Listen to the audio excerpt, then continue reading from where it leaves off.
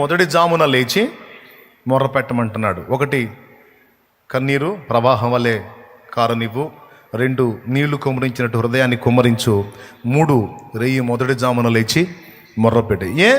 రెయ్యి మొదటి జామున లేచి మొర్ర పెట్టకపోతే ఏ జామున చేసినా దేవుడు ప్రార్థన వినడా? ప్రార్థించమని పిలుస్తున్నాడు. దేవునికి మొర్రపెట్టు, దేవుణ్ణి వేడుకో, దేవుణ్ణి రిక్వెస్ట్ చేయి, దేవుని అర్థించమని పిలుపునిస్తున్నాడు దైవజనుడు పరిశుద్ధాత్మ ప్రేరణలో. అందులో 3 సంగతులు మాట్లాడాడు. 1 కన్నీటి ప్రార్థన చెయ్యి, 2వది నీళ్లు కుమ్మరించినట్టు నీ పూర్ణ హృదయం అక్కడ కుమ్మరించు దేవుని సన్నిధిని, 3వది రెయ్యి మొదటి జామున లేచి మొర్రపెట్టు అన్నాడు. పర్టికులర్ టైం చెప్తున్నాడు. ఒక ప్రత్యేకమైన సమయాన్ని చెప్తున్నావు, ఆ సమయంలో ప్రార్థన చేస్తేనే దేవుడు వింటాడా? మరో సమయంలో చేస్తే వినడా? వింటాడు. ఎప్పుడు చేసినా వింటాడు, ప్రార్థన ఎలా చేసినా వింటాడు. ఎందుకంటే మనం ప్రార్థించాలని ఆయన కోరుతున్నాడు, మనం ఆయనతో మాట్లాడాలి, మనం ఆయనతో వ్యవహరించాలని ఆయన ఇష్టపడుతున్నాడు, కాబట్టి ఇబ్బంది లేదు. అయితే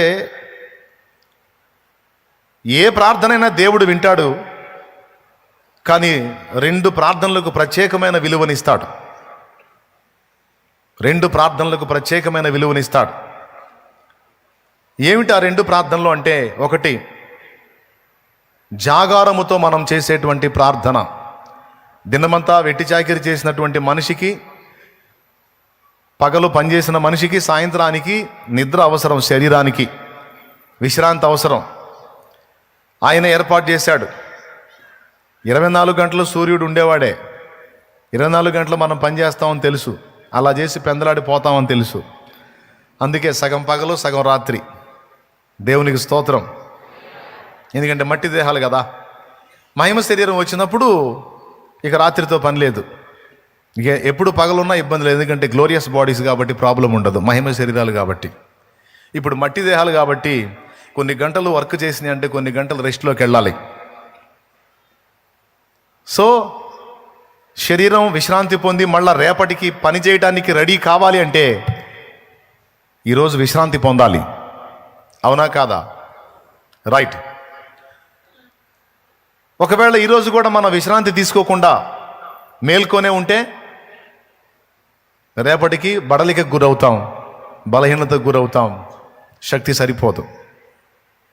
అయినా సరే ఒక వ్యక్తి నిద్ర మానుకొని, నిద్ర మేల్కొని, నాకు ఇప్పుడు నిద్ర కాదు, నా శరీరానికి విశ్రాంతి కాదు, నా హృదయానికి ఆవేదన ఉంది, నాకు ఇప్పుడు నిద్ర రాదు, నిద్ర పట్టదు, నా పరిస్థితి బాగలేదు, కాబట్టి ఇప్పుడు నాకు నిద్ర అవసరత కాదు, లేకపోతే మరింకేదో కాదు, నాకు ఇప్పుడు దేవుడు అవసరం. హల్లెలూయా. 2వది ఉపవాసించి ప్రార్థించటం.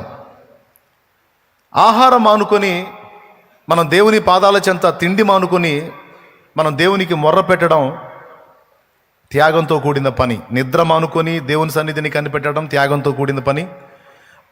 మరి మన శరీరం జీవించాలి అంటే, ఏ రోజుకు ఆ రోజు శక్తి పొంది పని చేయాలి అంటే రోజుకు కనీసం 3 మారు ఆహారం అవసరం.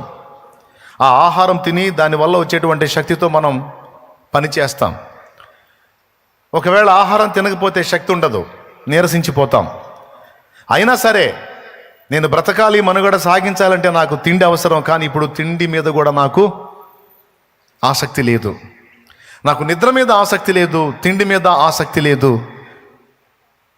వాటి అవసరత నా శరీరం జీవించడానికి ఉంది, కానీ ప్రస్తుతానికి నేను వాటి గురించి ఆలోచించే పరిస్థితుల్లో లేను.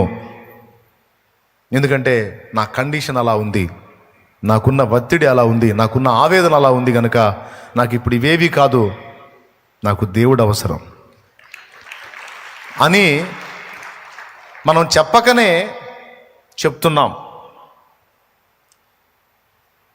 ఒక 7 సంగతులు మీకు అందిస్తాను ప్రభు చిత్తమైతే. ఈ 7 సంగతులు ప్రార్థనల గురించి మీకు జీవితకాలం ఉపయోగపడేటువంటి పాఠాలు. దేవుడు నాతో మాట్లాడిన విషయాలు, నేను నేర్చుకున్న సంగతులు మీకు అందిస్తాను. హల్లెలూయా. ఎన్ని సంగతులు అని చెప్పాను? మొట్టమొదటిది ప్రార్థన అనే మాటకి ఎంతోమంది ఎన్నో రకాల నిర్వచనాలు చెప్పారు. ప్రార్థన అనే మాటకి ఎంతోమంది ఎన్నో రకాల నిర్వచనాలు చెప్పారు. నేను కూడా చాలా విషయాలు చెప్పాను. కానీ ప్రార్థనకి ఒక ప్రత్యేకమైన నిర్వచనం మీకు అందరికీ తెలిసిన మళ్ళీ ఒకసారి స్పష్టంగా అందిస్తాను.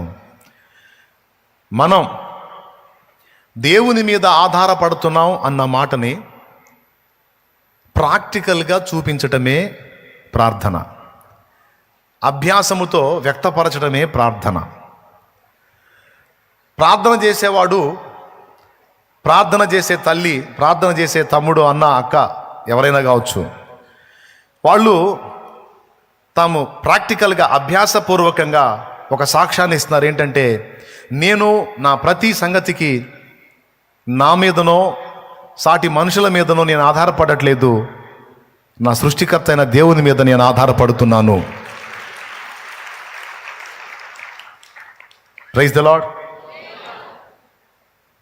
ఈ ఆధారపడడాన్ని మనం సాధన చేసేటువంటి ప్రక్రియ ప్రార్థన. సహజంగా మానవుడు కోరుకున్నది ఏంటో తెలుసా? ప్రారంభంలో దేవుడు కోరుకున్నది ఏంటో, మానవుడు కోరుకున్నది ఏంటో చెప్తా. దేవుడు ఏం కోరుకున్నాడంటే, మనుషుల్ని చేశాడు, వాళ్ళకి స్వేచ్ఛనిచ్చాడు, వాళ్ళు స్వతంత్రంగా బ్రతకొచ్చు, లేదా వాళ్ళకి దేవుడిచ్చిన స్వాతంత్ర్యాన్ని తెచ్చి దేవుని చేతికి అప్పచెప్పి దేవుని అదుపాజ్ఞల్లో బ్రతకొచ్చు.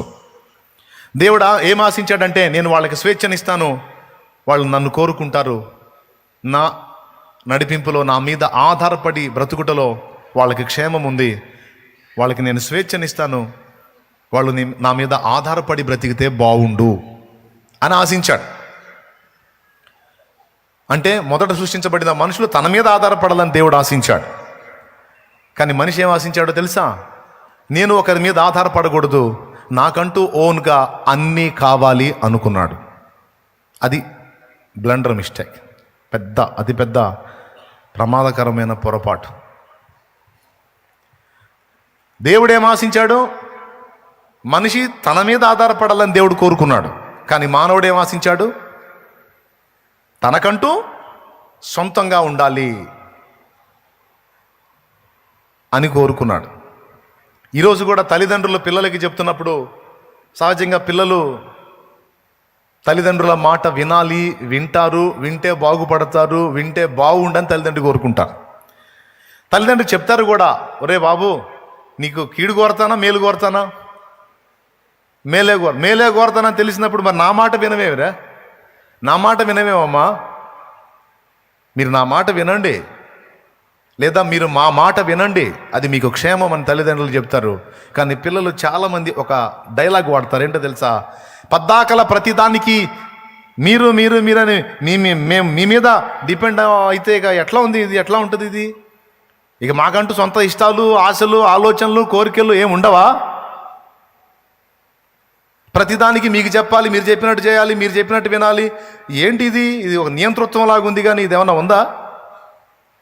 మాకంటూ సొంత ఆశలు, అభిలాషలు, మాకంటూ ఇష్టాలు ఉండవా అని తల్లిదండ్రులకు రిటర్న్ కౌన్సిలింగ్ చేస్తూ ఉంటారు పిల్లలు. కానీ వాళ్ళని స్వేచ్ఛకు వదిలేస్తే వాళ్ళు ఏ గతి పడతారో తల్లిదండ్రులకు తెలుసు. ఎందుకంటే వాళ్ళు అనుభవ జ్ఞానం పొందినోళ్ళు, పెద్దోళ్ళు. ఏం జ్ఞానం? అనుభవ జ్ఞానం పొందినోళ్ళు. అంటే ఎలాంటి సిచ్యువేషన్లు, ఎలాంటి పరిస్థితుల్లో ఎలాంటి ఇబ్బందులు ఎదురవుతాయో, జీవితంలో ఏ ఘట్టంలో ఎలాంటి పరిస్థితులు ఫేస్ చేయాల్సి వచ్చిందో వాళ్ళు ఆల్రెడీ అనుభవించి ఉంటారు. అందుకే ముందుగా వాళ్ళు మాట్లాడుతూ ఉంటారు. అది పిల్లలకి ఇబ్బందికరంగా ఉంటుంది, సుత్తిలాగా, సోదిలాగా ఉంటుంది, నసలాగా ఉంటుంది. అబ్బా, మొదలుపెట్టింది అనుకుంటా. కానీ ఎంత ఇబ్బంది పడుతున్నా సరే తల్లిదండ్రి మాత్రం ఒకటే ఆశిస్తారు, పిల్లలు తమ మాట వినాలి, తమ మీద డిపెండ్ అవ్వాలి, తమ ఐడియాలజీని అనుసరించి వారు బ్రతికితే వాళ్ళకి క్షేమం అని వీళ్ళు అనుకుంటారు. కానీ పిల్లలు ఏమనుకుంటారు? తమకంటూ ఒక సొంత ప్రపంచాన్ని నిర్మించుకుంటారు. తల్లిదండ్రులు కొంచెం గట్టిగా కానీ ఈ విషయంలో పట్టుబడితే, సరేలే తగలబడతాను, అన్నీ నువ్వు చెప్పినట్టే చేస్తాను అని మాట్లాడి ఇక వాళ్ళకంటూ ఒక రహస్య ప్రపంచాన్ని ఏర్పరచుకుంటారు. తర్వాత వాళ్ళు దెబ్బతింటాం అనేది మనం చాలామంది జీవితాల్లో చూసాం. హల్లెలూయా. తల్లిదండ్రులు అంటారు, మీకు ఒక ఏజ్ ఉంటుంది, ఒక దశ ఉంటుంది, ఆ ఏజ్ వచ్చిన దాకా దయచేసి మా సలహాను పాటించండి. ఆ టైం వచ్చినప్పుడు, ఆ పక్వత మీలో వచ్చినప్పుడు ఇక మా అదుపాజ్ఞలకు మీరు లోబడాల్సిన అవసరం లేదు, మీరు స్వతంత్రులు, మీకు మనసు వచ్చినట్టు మీరు అడుగులు వేయొచ్చు. ఆ పక్వత మీలోకి వచ్చిన దాకా కొంచెం వెయిట్ చేయండి అని పాపం బతిలాడుతూ ఉంటారు. ఏం చేద్దాం, కొంతమంది పిల్లలు వాటిని పట్టించుకోని కారణం చేత ఆవేశంతో అడుగులు వేసి మూతి పగలు కొట్టుకుని ఆ తర్వాత అదే తల్లిదండ్రిని మళ్ళీ పీడిస్తారు. ఏం చేద్దాం, వాళ్ళకి ఇచ్చినటువంటి స్వేచ్ఛను, వాళ్ళ మీద కలిగి ఉన్న ప్రేమను బట్టి ఈ తల్లిదండ్రులకు మళ్ళీ బాధలు, మళ్ళీ వాళ్ళు తెచ్చుకున్న దరిద్రాన్ని మళ్ళీ ఇల్లు మొయ్యక, వాళ్ళు తగిలించుకున్న ఉచ్చులను మళ్ళీ వీళ్ళు కష్టపడి అవసరమైతే వీళ్ళ బతుకుల్ని త్యాగం చేసినా వాటిని తొలగించక తప్పదు. అంటే ఆదాం హవ్వల విషయంలో దేవుడు అంతే చేశాడు. అందుకని చెప్తున్నాను నేను. సో దేవుడు ఏం ఆశించాడు చెప్పండి? మనుషుడు తన మీద ఆధారపడాలి, అది వానికి క్షేమం అని కోరుకున్నాడు ఒక తండ్రిగా. కానీ మానవుడేమో అనుకున్నాడు, ముఖ్యంగా హవ్వ, సర్పములో సాతాను ప్రవేశించి హవ్వను శోధించినప్పుడు వాడు ఏ పాయింట్లో శోధించాడో తెలుసా? అతని మీద నువ్వు ఆధారపడేదేంటి? అది ఆ పండు తింటే నీవు ఒక స్వతంత్రమైనటువంటి వ్యక్తి అవుతావు, నువ్వు కూడా ఆయన వంటి దానవవుతావు, నీ భర్త కూడా దేవుని వంటి వాడు అవుతాడు, మీరు దేవతల వలె ఉందురు, మీ కళ్ళు తెరవబడతాయి, మీకు సొంత జ్ఞానం వచ్చేస్తుంది, ఇక ప్రతిదానికి దేవుడు దేవుడు దేవుడు అనాల్సిన అవసరం లేదు, ఓన్ లైఫ్, స్వతంత్ర జీవితం, సొంత జీవితం సూపర్గా ఉంటుంది అన్నాడు. సో అక్కడ మనస్సు ఎటు లాగిందో మీకు తెలుసు, మనిషి బుద్ధి ఎటు మారిందో తెలుసు. దేవుని మీద ఆధారపడటం అనేది ఇష్టం లేదన్నది అక్కడ వ్యక్తమైంది. తమంతట తాము సొంత జ్ఞానులు అయి ఉండాలి, సొంతంగా తమ లైఫ్ని తాము డిజైన్ చేసుకోవాలనే ఆలోచన మొదటి ఇద్దరిలో వ్యక్తమైంది. తర్వాత అదే బ్లడ్ పంచుకొని పుట్టిన మనందరికీ ఆ జాడ్యం అంటింది. పారంపర్యంగా ఆస్తులు కలిసి వచ్చినట్టు, పారంపర్యంగా రోగాలు వచ్చినట్టు, పారంపర్యంగా ఈ స్వతంత్ర జీవితం, ఓన్ లైఫ్, సొంత జీవితం, నా ఇష్టం అనే నైజం అందరికి వచ్చింది. ఎంతమంది ఒప్పుకుంటారు? రైట్. ఇప్పుడు యేసు ప్రభుని గుర్తెరగక ముందు మనం ఆ మెట్లో ఉన్నాం. ఎవరన్నా కదిలిస్తే నా ఇష్టం ఏంది అంటాం. ఆఖరికి ఇంట్లో వాళ్ళు కదిలిస్తే నా ఇష్టం ఏంది, కాదురా ఏం నీ ఇష్టం నీ ఇష్టం అంటే ఇక మరి మేము ఉంటే ఏం చేస్తారు? చేయండి, నా ఇష్టం అంతే. ఆడపిల్లలు కూడా అంతే, నా ఇష్టం. ఫ్యామిలీలో ఇక అందరూ డైలాగ్ ఇదే తెలుసు కదా. కొంతమంది భార్యలు భర్త, అమ్మాయి ఇది కరెక్ట్ కాదు, నా ఇష్టం, ఇష్టమైతే ఉంటా లేదా వెళ్ళిపోతా, అట్లా అంతే, నా ఇష్టం. ఒక్కొక్క భర్తకు భార్య చెప్పబోయింది, ఏమయ్యా అట్లా కరెక్ట్ కాదేమంటే, అదే నా ఇష్టం, ఇస్తా ఒకటే అంటాడు. ఇది ఇంకా దారుణంగా ఉంటుంది అని తెలుసు కదా. ఈ నా ఇష్టం అనే డైలాగ్ అందరి నోట్లో ఉంటుంది కదా. పబ్లిక్లో అదే డైలాగ్, హౌస్లో అదే డైలాగ్. ఇలాంటి అలవాట్లలో పెరిగాం. ఎప్పుడైతే యేసు ప్రభులోనికి వచ్చామో, యేసు ప్రభుని తెలుసుకున్నామో, మనకు ఒకటి స్పష్టంగా అర్థమైంది. ఏమర్థం తెలుసా? మన సొంతంగా మనం అన్నీ రీచ్ అవ్వలేము, ముఖ్యంగా పరలోకాన్ని చేరలేము. మనమంటూ దేవుని రాజ్యానికి చేరాలంటే మనకు ఒక వ్యక్తి అవసరం అన్న సంగతి మనకు అర్థమైంది. మనకు ఒక పర్సన్ అవసరం. ఇప్పుడు మనందరం నిత్య జీవార్థమై ఆయన ఆశ్రయించాం. అవునా? ఎవరిని ఆశ్రయించాం? యేసుక్రీస్తుని ఆశ్రయించాం. ఎవరి కోసం ఆశ్రయించాం? మన కోసం. ఏం ఆశించి ఆశ్రయించాం? యుగయుగాలు సృష్టికర్త అయిన దేవునితో ఉండాలని ఆశించి డైరెక్ట్గా మరి అక్కడికి పోవటానికి మనకు లైసెన్సులు లేవుగా, అంతా తేడానే. కాబట్టి ఇప్పుడు ఆయన మన పాపముల కొరకు, మన అతిక్రమముల నిమిత్తం గాయపరచబడి శ్రమ నొంది మనకు విమోచన ఇచ్చాడు కనుక ఇప్పుడు ఆయనను పట్టుకొని మనం వెళ్ళొచ్చు. సో ఇప్పుడు మనకు ఒక వ్యక్తి అవసరమయ్యాడు అన్నది క్రీస్తులో మనకు అర్థమైంది. అవునా? ప్రభులో మనకు అర్థమైంది. దాంతోపాటు ఇంకొకటి కూడా అర్థమైంది. పరలోకంలోనికి చేరడానికి, నరకాగ్ని తప్పించుకోవడానికి, దేవునితో యుగయుగాల జీవితానికి మాత్రమే కాదు, ఈ భూమి మీద జీవించిన జీవిత కాలంలో మన శరీరానికి కానీ ఆత్మకు కానీ ఏర్పడేటువంటి సమస్యలకు పరిష్కారం కూడా దేవుని దగ్గరే ఉంది. అన్నిటికీ మనం దేవుని మీదే ఆధారపడాలి. Praise the Lord. సో ఒక వ్యక్తి మీద ఆధారపడి బ్రతకడం అనేది భూమి మీదనే మనకు శిక్షణము, ట్రైనింగ్ పొందడం లాంటిది, అభ్యాసం చేసుకోవడం లాంటిదే ప్రార్థన. ఎందుకంటే వినండి, ఈరోజు ఇంతమంది ఉన్నాం, మనకి బోల్డ్ అంతమంది ఫ్యామిలీ మెంబర్స్ ఉన్నారు, కుటుంబ సభ్యులు. కొన్ని కుటుంబాల్లో 6 ఉన్నారు, 7 ఉన్నారు, 8 మంది ఉన్నారు, 4 ఉన్నారు. కొన్ని ఫ్యామిలీస్లో పెద్ద కుటుంబాలు ఉన్నాయి, చిన్న కుటుంబాలు ఉన్నాయి. కొన్ని కుటుంబాలకు 20-30 మంది కూడా ఉన్నారు. అయితే ఒక్క మాట గుర్తుపెట్టుకుని, నువ్వు స్త్రీవైనా పురుషుడివైనా, ఎంతమంది ఉన్నా, ఎన్ని అనుబంధాలు ఉన్నా, ఒక రోజు వస్తుంది, ఆ రోజు నువ్వు సింగిల్గానే ప్రయాణం అవ్వాల్సి ఉంటుంది.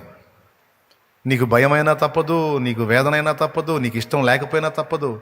నీ వారిని నువ్వు విడవాల్సిన రోజు ఒక రోజు ఉంటుంది. నువ్వు సింగిల్గా నిలబడిపోయే రోజు ఒక రోజు వస్తుంది.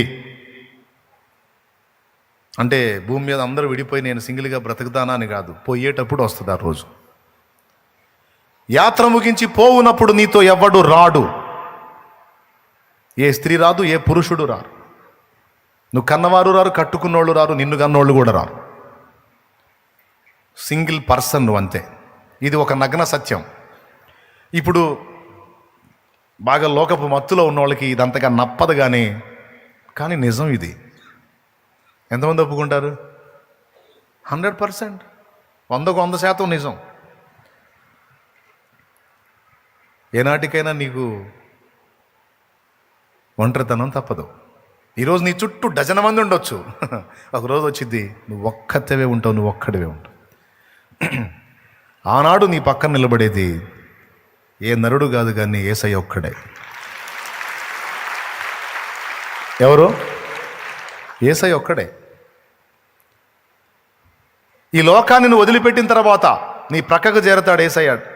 చేరిన తర్వాత ఎంతకాలం నీతో ఉంటాడంటే, ఇక అంతము లేని రాజ్యంలో యుగయుగాలు ఆయన నీతోనే ఉంటాడు. ఆయన నీ నుంచి విడిపోడు. అది ఎప్పుడో చచ్చిపోయాక చూద్దాంలే అని మీరు అంటారేమో. భూమి మీద బతికుండగానే ఆయన కంటికి మరుగై, మన కళ్ళకి ఆయన మరుగై ఉండగానే మనం ఆయనతో సహవాసం చేయటం, ఆయనతో మాట్లాడటం, ఆయనతో సంభాషించటం, ఆయన మీద డిపెండ్ అయి నడవటం అనేది అభ్యాసం చేయడాన్నే ప్రార్థన అన్నారు. దేవునికి స్తోత్రం. ప్రార్థన చేసేవాడు, ప్రార్థనకు ఆసక్తి చూపేవాడు, ప్రార్థన ఎడల తృష్ణ కలిగిన వాడు, దేవుని మీద నేను ఆధారపడటం నేర్చుకుంటున్నాను, దేవుని మీద ఆధారపడి బ్రతకడాన్ని నేను సాధన చేస్తున్నాను. ఎందుకంటే ఏ విషయంలో కూడా నా అంతటా నేను అన్ని డీల్ చేసుకోలేను. ఒకప్పుడు నేను నా ఇష్టమని కోరుకొని దరిద్రాన్ని తెచ్చిపెట్టారు మానవులు, ఆది మానవులు ఇద్దరు. అయితే ఇప్పుడు నేను కాదు, నా ఇష్టం కాదు, నా సమస్తము ఆయన మీద ఆధారపడి ఆయన ఇష్ట ప్రకారం బ్రతకడానికి నన్ను నేను అప్పగించుకోవడాన్ని సాధన చేస్తున్నాను. అందులో మొదటి అడుగు ప్రార్థన. స్పష్టంగా అర్థమైతే నువ్వు అలా స్పందించు, అర్థం కాకుండా అయిపోయిందా అన్నట్టుగా అట్లా చేయొద్దు. ఎంతమందికి అర్థమైంది? ఏం అర్థమైంది? నీ మొహం అర్థమైంది, అంతేనా? ఏమర్థమైంది? దేవుని మీద ఆధారపడడాన్ని సాధన చేయటం. ప్రార్థన చేసేవాడు ఏం ప్రాక్టీస్ చేస్తున్నాడు తెలుసా? దేవుని మీద ఆధారపడడాన్ని నేర్చుకుంటున్నాడు. అంటే ప్రార్థన చెయ్యనోడు దేవుని మీద ఆధారపడటం, దేవుని మీద ఆధారపడి జీవించటం అనేదాన్ని సాధన చేయటల్లా. అంటే దేవుని అవసరత నాకు లేదన్నట్టు బతుకుతున్నాడు. అంటే దేవుని అవసరత నాకు లేదు అంటే నా అంతటా నేను బ్రతకగలను, చరించగలను, ఏమైనా చేయగలను నా అంతటా నేనని తన మీద తనకి బాగా నమ్మకం ఉన్నవాడే కదా ఆయన మీద ఆధారపడాడు. కాబట్టి ప్రార్థనను నిర్లక్ష్యం చేసే వ్యక్తి తన మీద తను ఆధారపడుతున్నాడు. ప్రార్థన ద్వారా ప్రభువుని సమీపించే వ్యక్తి ప్రతి విషయానికి నేను కాదు, నా దేవుడే నాకు సహాయకుడని ప్రభు మీద ఆధారపడడాన్ని సాధన చేస్తున్నాడు. ఓకే, పాయింట్ నెంబర్ 1 నీకు తెలియజేయాలనుకున్నాను నేను ఈ విషయాలన్నిటినీ. రెండో సంగతి ఏం చెప్పాను? మొదటి సంగతి రెండో సంగతి అయింది. ఇప్పుడు ప్రార్థన చేసేటువంటి వ్యక్తి సహజంగా నిద్రపోయి ఆహారం తిని ప్రార్థన చేయటం మామూలు విషయమే. కానీ తిండి నిద్ర కూడా మానుకొని, ఈరోజు లోకమంతా హాయిగా నిద్రపోతుంది ఈ టయాన. చలికి మంచిగా ఫుడ్ తిని కాసేపు సెల్ ఫోన్ చూసేవాడు చూసి దుప్పటి ముసుగు దాన్ని వెచ్చగా వండుకొని ఉంటారు నాకు తెలిసి. కానీ మీరున్నారే ఇంతమంది నిద్రపోలా, మీ హృదయాలు దేవుని కొరకు పరితపిస్తున్నాయి.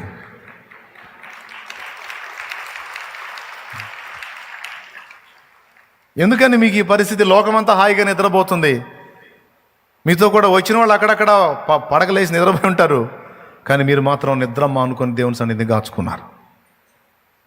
అంటే మీరు ఒక సంకేతాన్ని ఇస్తున్నారు దేవునికి. దేవా, ప్రజెంట్ నేను ఎదుర్కొంటున్నటువంటి పరిస్థితుల్లో ఇదిగో నిద్ర కూడా పట్టట్లేదు నాకు. ప్రజెంట్ సిచ్యువేషన్లో నీ అవసరత నాకు చాలా ఉంది దేవా. నువ్వు జోక్యం చేసుకోకపోతే మాత్రం నా వల్ల కాదు. నువ్వు హాయిగా తిని నిద్రపోతా ప్రార్థన చేస్తే అది కామన్ విషయం, ఓకే, రాసుకుంటాడు, అది కూడా దృష్టిలో పెట్టుకుంటాడు. కానీ తిండి నిద్ర కూడా పక్కన పెట్టి నువ్వు దేవుని వైపు చూసావంటే నువ్వు ఒక సంకేతాన్ని ఇస్తున్నావు దేవునికి. మామూలు విషయాలు అయితే నేను అంతగా పట్టించుకోను, నిన్ను అంతగా ఇబ్బంది పెట్టను, కానీ ఇప్పుడు నా పరిస్థితి అస్సలు బాగలేదు, నాకు ఈ పరిస్థితుల్లో నీవే సహాయం తండ్రి. దయచేసి ఇదిగో నాకు తిండి పట్టట్లా, నిద్ర పట్టట్లా, కొంచెం నన్ను కనిపెట్టు, నీ అవసరత నాకుంది, నాకు సహాయం చేయి అని ఒక చక్కని సంకేతాన్ని మనం దేవునికి పంపిస్తున్నట్టు రుజువు ఇది. అందుకే ప్రార్థన చేయండి. కొన్ని మొండివి మిమ్మల్ని పీడిస్తుంటే దాని విషయంలో దేవుని అవసరత నీకు ఇంకా ఎక్కువ ఉన్నట్టు గుర్తించి ఉపవసించి ప్రార్థించు అన్నాడు యేసయ్య. ఇది మార్కు సువార్త 9వ అధ్యాయంలో ఒక దురాత్మను గురించి మాట్లాడేటప్పుడు ఈ ప్రస్తావన తీసుకొచ్చాడు ఆయన. శిష్యులు దయ్యాన్ని వెళ్ళగొట్టలేకపోయారు. యేసు ప్రభు వచ్చి ఒక మాట గద్దించగానే దయ్యం వాడిని పడద్రోసి విలవెల్లాడించి వెళ్ళిపోయింది. ఆయన వారిని గద్దించాడు. విశ్వాసం లేని తరం వాళ్ళని ఎంతకాలం మీతో ఉంటాను, ఎంతకాలం మిమ్మల్ని సహిస్తాను, ఏంటి మీరని కోపడ్డాడు. కోపడి ఆ చిన్నవాడికి పట్టిన దయాన్ని వెళ్ళగొట్టిన తర్వాత ఆయన ప్రశాంతంగా ఉన్నప్పుడు శిష్యులు ఆయన దగ్గరికి చేరి, ప్రభు మేమెందుకు ఆ దయాన్ని వెళ్ళగొట్టలేకపోయాం, నువ్వు ఒక మాట పలకగానే అది వెళ్ళిపోయింది, మేమెందుకు దాన్ని వెళ్ళగొట్టలేకపోయామని అడిగారు. అప్పుడు ఆయన చెప్పాడు, మార్కు సువార్త 9వ అధ్యాయం, బైబిల్ ఉంటే తీయండి, ఆ మాట అండర్లైన్ చేసుకోండి. 29 మనసులో చెప్పుకుంటే ఎవరికి కనపడిద్ది? మార్కు సువార్త 9:29. అది అందుకు ఆయన ప్రార్థన వలననే గాని. అయ్యా ఆ గదిలో ఎవడన్నా ఉన్నారా? ఆ గదిలో రైట్. ఆ స్క్రీన్ మీద పడితే వెంటనే పడితే అందరూ చూసి రాసుకుంటారు. అందుకు ఆయన ప్రార్థన వలననే కానీ మరి దేని వలనైనను ఈ విధమైనది వదిలిపోవటం అసాధ్యమని వారితో చెప్పాను. ప్రార్థన వలననే కానీ, ప్రార్థన వలననే అన్నకాడ 2 అనే సంఖ్య వేసి పుట్నోట్లో దాని అర్థం రాశాడు, ఉపవాసం వలననే. ఉపవాస ప్రార్థన వలననే. ఏం మామూలు ప్రార్థన పనికిరాదా? స్తోత్రం చెప్పండి. అన్ని ప్రార్థనలు దేవుడు వింటాడు. మన పిల్లలు అడిగిన ప్రతిదీ మనం మనసులో పెట్టుకుంటాం, కానీ వాడు క్యాజువల్గా అడిగినప్పుడు అది క్యాజువల్గానే తీసుకుంటాం. తిండి మానుకొని కూర్చున్నాడు అనుకో, వాడు దాని విషయంలో ఎంత అవసరత కలిగి ఉన్నాడో, ఇప్పుడు అర్జెంటుగా మన సహాయం వాడికి ఎంత అవసరమో మనకు అర్థమైద్ది. ఏమంటే నాకు తెలియక అడుగుతాను, తిండి మానుకొని కూర్చుంటేనే ఆయనకు అర్థమైద్దా? ఆయన దేవుడు కదా, దేవుడు అయినప్పుడు మనం తిండి మానుకొని నిద్ర మానుకొని కూర్చుంటేనే అలా స్పందిస్తాడా? దేవుడు అయినప్పుడు తిండి మానుకున్నా మానుకోపోయినా, నిద్ర మానుకున్నా మానుకోపోయినా మనకు కావాల్సిన సాయం చేయాలంతే అనేమన్నా నువ్వు అంటావా? అట్లయితే దానికి నా సమాధానం విను. ఆయన దేవుడే, కానీ దేవుడు అన్నమాట ఎంత నిజమో ఆయన మన నాన్న అన్నది కూడా అంతే నిజం. అందరు చెప్పండి, మన నాన్న. ఇప్పుడు మనం కాసేపు, ఎందుకంటే ఇప్పుడు ఆయన మనతో దేవుడిగా వ్యవహరించాలని కోరుకుంటున్నారా, నాన్నగా వ్యవహరించాలని కోరుకుంటున్నారా? మీరేం కోరుకుంటున్నారు? నాన్నగానేనా? ఎంతమంది అలా కోరుకుంటున్నారు? రైట్. ఆయనతో స్నేహం చేయాలని మీరు ఎంతమందికి ఆశ ఉంది? ఆయనతో ఫ్రెండ్షిప్ చేయాలి, ఆయనతో సహవాసం చేయాలని మీరు ఎంతమందికి ఆశ ఉంది? రైట్, సంతోషం. ఇప్పుడు తమ్ముడు ఉన్నాడు, ఫ్రెండ్ అనుకుందాం కాసేపు, మేము ఇద్దరం ఫ్రెండ్స్. ఈయన ఏదన్నా సరే తన పర్సనల్ నాకు చెప్పబోతున్నాడు. నాకేం అన్నీ తెలుసు, అన్నీ తెలిసిన సర్వజ్ఞుడు అనుకుందాం కాసేపు. కాదులే, సర్వజ్ఞుడు అంటే దేవుడు ఒక్కడే, ఆయన ప్లేస్లో కొంచెం, లేకపోతే ఏం ఊహించుకుంటా, నన్ను ఎందుకులే కానీ నేను సామాన్యుడిగా ఆయనని ఆయన ప్లేస్లో ఊహిస్తా. ఇప్పుడు మీ ఇద్దరం కలిసి సహవాసం చేయాలి. నేను అంటాను, నిన్నటి రోజున జరిగిన ఒక విషయాన్ని ఎంతో చెప్పాలనుకుంటాను. నిన్న ఏం జరిగిందంటే అన్నీ మొదలు పెట్టగానే నిన్న జరిగింది ఏంది, మొన్న జరిగింది కూడా తెలిసింది నాకు అంటాడు. అప్పుడు ఇక నాకు నెక్స్ట్ డైలాగ్ ఉంటుందా? సరే 5 రోజుల క్రితం ఏం జరిగిందంటే అన్నాను అనుకో, 55 రోజుల క్రితం ఏం జరిగిందో కూడా తెలుసు నాకు అంటాడు. అప్పుడు ఇంకా నాకు మళ్ళీ నెక్స్ట్ డైలాగ్ ఉంటుందా? అప్పుడు మా ఇద్దరు స్నేహం కుదిరిద్ది అసలు? పెద్దగా చెప్పండి. ఇక నేను ఏం చెప్పపోయినా సరే ఏడ్చేవాళ్ళని నాకు తెలుసు అంటుంటాడు.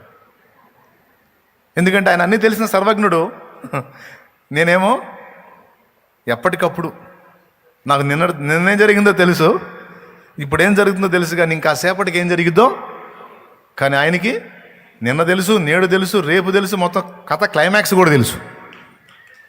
స్తోత్రం. కానీ అన్నీ తెలిసిన వాడుగా ఆయన దిగొచ్చి నాతో సహవాసం చేస్తే నువ్వేం పర్లేదు, తగ్గిపోయింది ఇలా ఆలోచించవు దాని గురించి. ఓకే, అన్నీ తెలిసిన వాడుగా ఆయన నా పక్కన ఉంటే, ఏమీ తెలియని నేను అన్నీ తెలిసిన వాడితో ఎట్లా ఫ్రెండ్షిప్ చేయాలి? ఇప్పుడు ఇంకో టైప్ చెప్తాను. ఇప్పుడు ఆయన కూడా ఏమీ తెలియని వాడుగానే నాతో ఉన్నాడు, నేను కూడా ఆయనతో అలా ఉన్నాను. అయ్యా నిన్న ఏం జరిగిందంటే అని అన్నా అనుకో, ఏం జరిగింది అని ప్రశ్నించాలి. ఏడ్చావులే, నిన్నేంది, మొన్న కూడా తెలిసింది నాకు అన్నాడు అనుకో, నాకు సౌండ్ ఉండదు. ఏం జరిగింది అని ఆయన కూడా అమాయకంగా అడిగినప్పుడే నాకు జరిగిన మంచి లేదా నాకు జరిగిన చెడ్డ లేదా నాకు జరిగిన ఆనందం పంచుకుంటాను. ఆయన కూడా సంతోషిస్తాడు. లేదా బాధపడాల్సిన విషయం అయితే బాధను, అయ్యో అలా జరిగిందా అని బాధను వ్యక్తం చేస్తాడు. అప్పుడు నాకు ఆనందమో, ఆదరణో, సంతృప్తో, లేకపోతే ఓదార్పో, ప్రోత్సాహమో మొదలన్నీ కలుగుతాయి. అలా కాకుండా ఏదన్నా నోరెత్తు నాకు అన్నీ తెలుసు అంటే ఇంకా ఫ్రెండ్షిప్ ఎట్లా కుదిరిద్ది, సహవాసం ఎట్లా జరుగుతుంది? కాబట్టి దేవుడు మనతో వ్యవహరించేటప్పుడు గుర్తుపెట్టుకోండి ఈ పాయింట్ని. ఇంతగా చెప్పాలా, అంతగా మనం మొరపెట్టాలా, తిండి మానుకొని కూర్చోవాలా, నిద్ర మానుకొని కూర్చోవాలా అంటే మనతో వ్యవహరించేటప్పుడు దేవుడు ఒక సామాన్యమైనటువంటి వ్యక్తిలాగానే వ్యవహరిస్తున్నాడు. అర్థమైందా?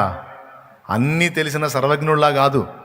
మన దగ్గరకు వచ్చి మనతో ప్రవర్తించే ప్రవర్తనలో ఆయన నీలాంటి నాలాంటి సామాన్యులాగానే వ్యవహరించడానికి ఇష్టపడుతున్నాడు అన్నది బైబిల్ ఇస్తున్న సాక్ష్యం. అంటే మన ప్రార్థన గదిలోనికి లేదా మన సహవాసానికి దేవుడు మన వంటి సామాన్యులానే వస్తాడని మనం గుర్తుపెట్టుకోవాలి. అర్థమైందా? బిలాం దగ్గరికి వచ్చినప్పుడు అన్నీ తెలిసిన సర్వజ్ఞుల్లా కాదు, బిలాంలాగా ఒక సామాన్యమైన మానవుడిలాగా వచ్చి ఏం బిలాం ఏం చేస్తా, ఏంటి ఈరోజు సంగతులు ఏంటి, ఎవరు లేరు అన్నట్టు.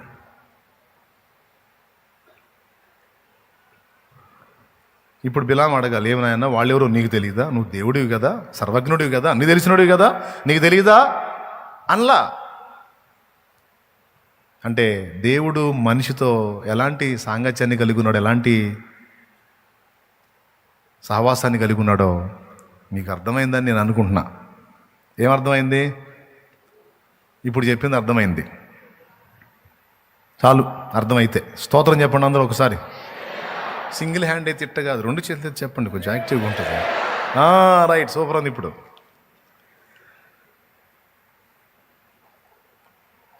ఇప్పుడు ఫ్రెండ్షిప్ పక్కన పెట్టేసి తండ్రి బిడ్డ, దేవుడు నీతో ఎలా వ్యవహరించాలనుకుంటున్నావు అంటే నాన్నలాగే అన్నావు నువ్వు, ఓకేనా? రైట్. ఇప్పుడు అట్లయితే నాన్నలాగా అన్నావు కదా, సరే ఇప్పుడు నాన్న ప్లేస్లో తెద్దాం ఆయన్ని. ఇప్పుడు నువ్వు చదువుకుంటున్నావు, కాలేజీ ఫీజు కట్టాలి, కాలేజీ చదివేవాడికైతే, స్కూల్ ఫీజు కట్టాలి, స్కూల్ చదివేవాడికైతే, పుస్తకాలు ఏదో అవసరమైన వస్తువులు. నానా ఎరా నాకు ఫలానా బుక్స్ కావాలి, మరి అవి తీసుకొస్తావా? తీసురా. సరేలే తెస్తాలే అంటాడు, మర్చిపోయి వస్తాడు. ఈడు పుస్తకాలు ఒక్కడే వ్యవహారం అయింది ఆయనకి. ఎన్ని కార్యక్రమాలు చక్కబెట్టాలి ఆయన? మర్చిపోయి వచ్చాడు. వచ్చాడు మళ్ళీ మరుసటి రోజు, నానా పుస్తకాలు లేమని చెప్పాగా, తేలేదేంది, తీసురా. విన్నపమే ఇది కూడా, ప్రార్థనే అది కూడా. కానీ ఎలా ఉంది అది? అందులో తీవ్రత లేదు, క్యాజువల్గా ఉంది, సహజంగా ఉంది. తెస్తాలేవా, నీకేం అన్ని ఆర్డర్లు చేస్తూ ఉంటావు, మాకు రావద్దు, తెస్తావాలే అని పోతాడు. మళ్ళీ సాయంత్రం వచ్చి వస్తాడు, నాన్న తేలేదా? ఇప్పుడు నాన్న అనేవాళ్ళు తక్కువ. డాడీ, ఓకే డాడీ, తప్పేం కాదులే, డాడీ తేలేదా? తీసుకురా డాడీ. సరేలే తల్లి, తీసుకొస్తాలేమ్మా. అయిపోయింది. మూడో రోజు కూడా అయిపోయింది, ఆయన తేలా. ఎందుకు? తీవ్రత లేదు. తండ్రి ఫీలింగ్ ఏంటి? అంత ఇబ్బంది అయితే ఆమె రియాక్షను లేదా ఆయన రియాక్షను వేరుగా ఉంటుంది. అంత ప్రాబ్లం లేనట్టుందిలే, అది బిడ్డకి అంత పెయిన్ ఇవ్వట్లేదు, అంత ప్రెజర్ ఇవ్వట్లేదు, దాని విషయంలో అంత సమస్య ఏం కాదనిపిస్తుందిలే అని చూద్దాం చేద్దాం అంటాడు తండ్రి. మరి మీరంతే రియాక్ట్ అవుతారా? లేకపోతే అమ్మాయి నీ కుమార్తె లేదో నీ కొడుకు వచ్చి, డాడీ నాకు ఫలానా బుక్స్ కావాలంటే, అవునా ఇప్పుడే తక్షణమే పోయి తీసుకొస్తాను, ఎప్పుడన్నా పోయి తెచ్చా? కనీసం 3 సార్లు 4 సార్లు అడిగి ఎక్కువ శాతం తిండి మానుకున్నప్పుడే తీసుకొచ్చావు నువ్వు. స్తోత్రం. అవునా? ఇక 4 సార్లు అయిపోయిన తర్వాత అప్పటికి దానికి తీవ్ర రూపం దాలుస్తుంది వ్యవహారం.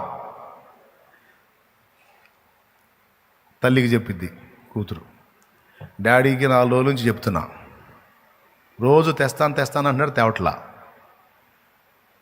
ఏడ్చావులే, ఈరోజు తీసుకొస్తాడు, రా ముందు తిను. ఏంటి తినేది? నేను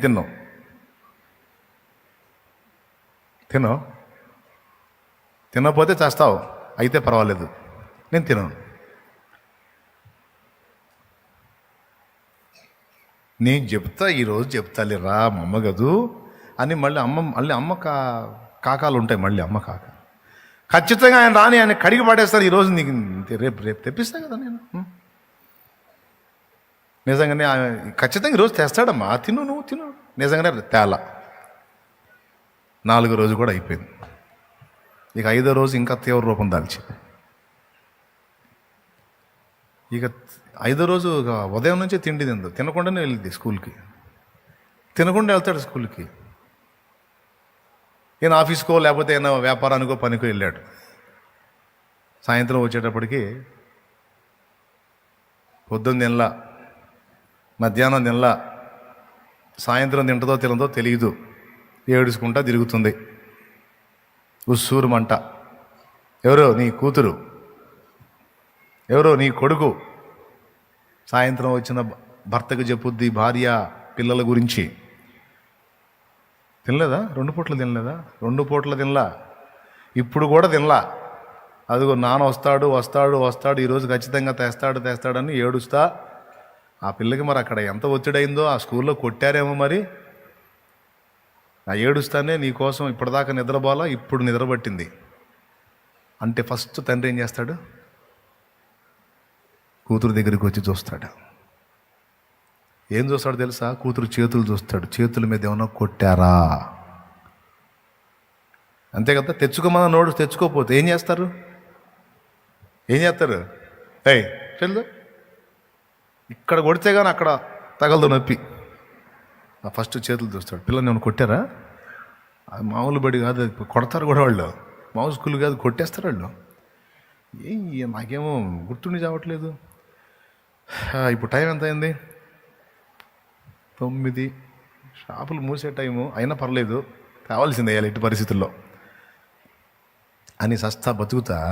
ఫస్ట్ పోయి కూతురు చేతులు చెక్ చేసుకుని, లేదా కొడుకు చేతులు చెక్ చేసుకుని ఆ ప్రాబ్లం ఉందా లేదా. ఆ దెబ్బలు వాతలు ఏమైనా కనపడ్డాయా సిగ్గుపడతాడు, బాధపడతాడు, కన్నీళ్ళు కూడా పెట్టుకుంటాడు.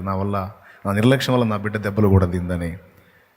ఒకవేళ అలాంటివి లేకపోతే ఏమైనా కానీ నా బిడ్డ కడుపు మాడు పొట్ట లోపల పోయి ఉంటుంది, అరే రే చిట్టు తల్లి తినలేదు, ఇక వెళ్ళిపోతాడు. తను తినడు, పోతాడు ముందు. షాప్ అప్పుడే మూసేసి సార్ కొంచెం ఆడు మళ్ళీ చెప్పుకొని మూసేసిన షాప్ కూడా ఓపెన్ చేయించి తన దగ్గర లేకపోతే ఫ్రెండ్ దగ్గర వేసే డబ్బులు తీసుకొని తెచ్చిస్తాడు. ఎందుకు తెలుసా? బిడ్డ యొక్క విజ్ఞాపన తీవ్రత తీరం దాటింది. తిండి మానుకుంది, నిద్ర కూడా మానుకొని ఏడ్చి కళ్ళు చారికలు కట్టాయి. ఇక్కడ ఏం చెబుతుందంటే, నానా ఈ రోజైనా నువ్వు జోక్యం చేసుకొని నాకు అవి ఇవ్వకపోతే రేపు ఖచ్చితంగా నన్ను కొడతారు. నాకు దెబ్బంటే భయం, కానీ నన్ను కొడతారు. నీ అవసరత నాకు చాలా ఉంది, ఇప్పుడు నీవు నా విషయంలో తీవ్రంగా స్పందించాలి. అది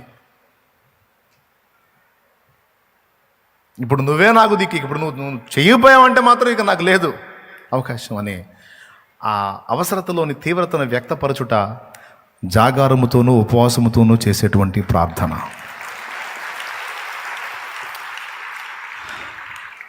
హల్లెలూయా. ఎంతమందికి అర్థమైంది? ఇప్పుడు చెప్పండి. దేవుడికి అన్నీ తెలుసు. మన ఉపవాసం ఉంటేనే వింటాడా ఏంది, ఉండకపోతే వినడా ఏంది, నిద్ర గాసి చేస్తేనే వింటాడా ఏంది, నిద్ర గాయకుండా నిద్రపోతా చేస్తే వినడా? నీ కూతురు నిన్ను అడిగిన దానిలో ఎలాంటి తీవ్రత ఉందో అలాంటి తీవ్రతే నీ స్పందనలో ఉందా లేదా? నాకు ఒకటి చెప్పు, ఉందా లేదా? ఏందని ఎవరు చెప్పరు? అంతేనన్నా అనరేందండి, అంతేగా. ఆమె తిండి మానుకున్నప్పుడు నీకు తిండి పట్టలా, ఆమె తింటా అడిగినప్పుడు నువ్వు కూడా తింటా సమాధానం చెప్పావు, తెద్దాంలే అన్నావు. తీసుకురా నాన్న, తెద్దాంలే అమ్మ. ఆమెదేంది, నువ్వు తింటానే అన్నావు. ఆమె తిండి మానుకుంది, నువ్వు తినకుండా పరిగెత్తావు. తర్వాత తీసుకొచ్చి ఏమంటాడు తెలుసా? కూతురు నిద్ర లేపుతాడు. మా రే లేరా తల్లి, లే ఇదిగో లే తెచ్చాలే. ఒట్టిదే ఆ రోజు కూడా ఖాళీగానే వచ్చాడు. ఇంటికాడ ఆ పరిస్థితులు చూసి పోయి తీసుకొచ్చాడు.